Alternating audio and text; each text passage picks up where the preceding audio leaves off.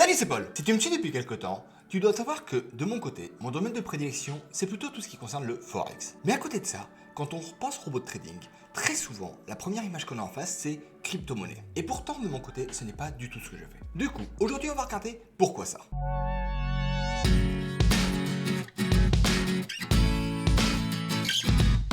Souvent, les gens pensent que je ne fais pas de crypto parce qu'on me dit que les cryptos ne sont pas disponibles sur MetaTrader 4. Et ça, ce n'est pas entièrement vrai. Ce qu'il faut savoir, c'est que effectivement, avec MetaTrader, on n'a pas la possibilité d'acheter directement un Bitcoin ou un Ethereum ou des choses comme ça. Par contre, ça ne veut pas pour autant dire qu'on ne peut pas trader sur des symboles qui sont justement liés à la crypto-monnaie.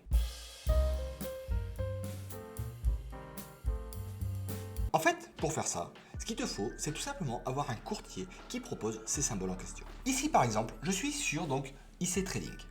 Et effectivement, de base, on a donc un certain nombre de symboles qui sont plutôt liés au Forex. Mais si sur ces symboles, je viens faire un clic droit ici et que je fais montrer tout, à ce moment-là, comme tu peux le voir, il y a finalement pas mal de choses que l'on peut trader. Et si on descend un petit peu, on peut effectivement venir retrouver dans cette catégorie-là un certain nombre de symboles crypto.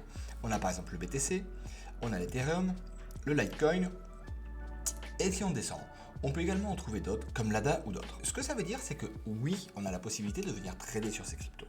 Et quand on regarde, effectivement, si je fais un clic droit, ouvrir graphique, j'ai bien donc le cours de la crypto-monnaie qui est ici, et je peux tout à fait venir donc faire un clic droit, trading, et nouvel ordre. Et là, si je clique sur achat, hop, j'ai bien un ordre d'achat qui a été ouvert. En plus de ça, ce n'est pas quelque chose qui est forcément proposé par tous les courtiers, mais si on regarde dans le clic droit spécification, on peut voir que au niveau des horaires d'ouverture, on est bien sur un marché qui est ouvert la quasi-totalité du temps. Donc finalement, on n'aura pas tant de difficultés pour trader les crypto-monnaies sur ce genre de marché. Et en plus de ça, l'avantage, c'est que autant quand on est sur des marchés où vraiment on achète de la crypto-monnaie, on ne peut quasiment faire que de l'achat ou vendre que quand on a des choses. Autant si par exemple ici tu identifies une tendance baissière, là comme on n'est pas vraiment sur le marché direct, on a la possibilité de faire des ventes sur ces marchés-là même quand on n'a pas encore réalisé les achats, ce qui nous permet donc de profiter du marché que ce soit à la hausse ou à la baisse. Donc techniquement parlant, trader les crypto-monnaies avec MetaTrader, c'est tout à fait possible. Et concrètement, avec les robots, est-ce que c'est possible de le faire? Si tu prends par exemple le robot Candlelight, qui est celui qui est offert dans mon pack découverte, ici, au niveau du symbole, tu viens donc sur la partie BTC USD, tu peux donc venir choisir ton unité de temps par là, pas de problème, mettre un spread qui correspond à celui du Bitcoin. Alors attention à bien choisir un spread cohérent. Ici, comme on peut le voir par exemple, le Bitcoin, il a plutôt de son côté un spread qui est plus entre 1500 et 3000, donc on va supposer par exemple à 3000. Et ensuite, si je regarde ici, au niveau graphique, comme tu peux le voir, le robot arrive bien à passer des trades sans souci. Donc ça, ce que ça veut dire, c'est tout simplement que oui, il est tout à fait possible de trader avec des robots de trading sur MetaTrader 4 les crypto-monnaies. En plus de ça, le robot en question adapte également sa taille de lot pour faire en sorte qu'elle soit compatible avec les marchés. Donc tu n'auras même pas forcément besoin de trop te casser la tête, ça marchera à peu près automatiquement. Après, pour être tout à fait honnête, ce qu'il va quand même falloir que de ton côté tu fasses, c'est que tu fasses un import des données historiques, des archives notamment, pour que tu puisses trader sur le marché comme il faut. En effet, habituellement sur MetaTrader 4, pour télécharger les données, on fait outils, puis archives. Et là donc, on vient chercher donc les cryptos qui nous intéressent. Par exemple ici, le Bitcoin. Hop, on se met dessus et on clique sur télécharger. Mais le problème, c'est que du côté de MetaTrader, effectivement, on ne trouvera pas l'historique sur ça. Alors après, ce n'est pas forcément une catastrophe. De l'historique sur le Bitcoin notamment, ce n'est pas très compliqué à trouver. Il suffit par exemple d'aller sur le site Blue Trading Capital pour venir ici dans la partie symbole et rechercher donc le Bitcoin qui est ici. On clique dessus, on charge et on peut voir qu'on a quand même un petit peu d'historique sur le Bitcoin sur un certain nombre d'unités de temps. Et si on en veut plus, on peut utiliser Tickstory par exemple.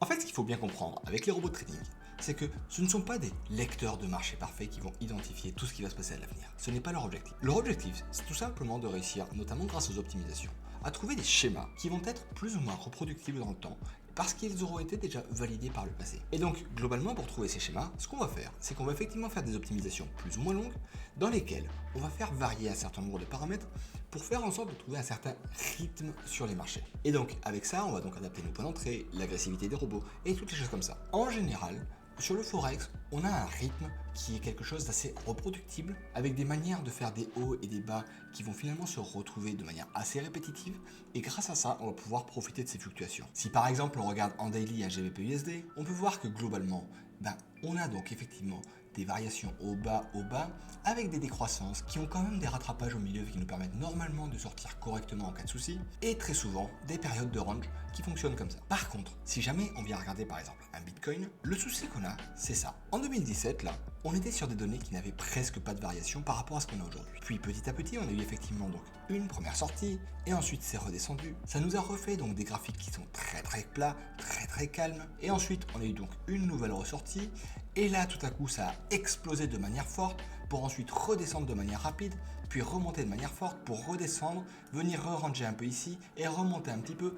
Et en fait, ce qu'il y a ici, c'est que si jamais tu commences à essayer de faire du paramétrage avec tes robots là-dessus, et bien la grosse difficulté qu'il va y avoir, c'est qu'est-ce que tu es en train de chercher à paramétrer. Est-ce que certains mouvements seront vraiment intéressants à intégrer dedans? Je pense par exemple que toutes ces données-là, qui sont des données qui commencent à être relativement anciennes, sont en fait ici parce que à un moment donné, certaines personnes croyaient dans la crypto, mais les gros intervenants n'étaient pas là. Puis petit à petit, on a commencé à en avoir de plus en plus des gros intervenants qui, en plus de ça, quand la crypto était jeune, avaient la possibilité de vraiment faire varier les cours de manière forte pour s'enrichir de manière très rapide. Et donc ça n'a pas manqué, on s'est retrouvé donc avec une crypto qui est montée très fort très rapidement, puis qui est redescendue très fort très rapidement. Et petit à petit, en voyant ça, le particulier s'est dit « Ah, les cryptos c'est super, ça permet de gagner de l'argent rapidement », et il est rentré.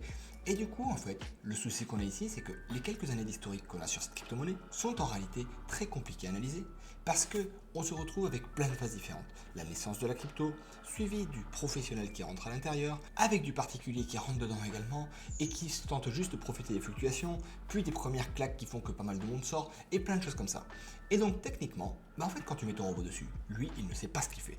Il va essayer de faire en sorte de trouver un schéma qui tienne la route, mais le schéma qu'il sera en train d'analyser ne sera peut-être pas le bon, parce qu'il est probable que les marchés crypto actuels n'aient rien à voir avec les marchés du passé. Et alors évidemment, là je suis en train de parler du Bitcoin, mais ce qu'il faut bien voir aussi, c'est que si tu regardes toutes les autres crypto-monnaies, en fait elles sont soit plus jeunes, donc tu as encore moins de données historiques, soit plus volatiles, ce qui les rend encore plus compliquées à trader, et en plus de ça, elles sont très souvent corrélées au Bitcoin, ce qui fait que quand le Bitcoin monte, toutes les autres montent avec. Et donc techniquement, si tu commences à trader plusieurs cryptos en même temps, globalement tu vas te retrouver avec un schéma où tu seras finalement d'une certaine manière en train de faire uniquement du Bitcoin. Et ça, ce serait extrêmement dangereux pour ton portefeuille. Alors après, attention, ici, je ne veux pas dire que les cryptos ce n'est pas quelque chose qu'il faut trader. Je ne veux pas dire que je n'y crois pas. De mon côté, c'est une technologie dans laquelle je pense qu'il va y avoir un avenir, effectivement. Par contre, mettre des robots dessus n'est pas forcément la meilleure solution. Je pense que c'est beaucoup plus un marché dans lequel on a intérêt d'investir peut-être une petite somme régulièrement que de mettre des robots dessus pour faire en sorte que eux tentent de profiter du marché parce que de leur côté, malheureusement, le paramétrage n'est vraiment pas quelque chose de simple. Voilà, j'espère que maintenant tu comprendras pourquoi de mon côté je ne traite pas forcément les cryptos et si de ton côté tu le fais, j'espère juste que tu feras attention à éviter certains pièges. Allez, maintenant je vais te laisser et je te dis à la prochaine. Ciao!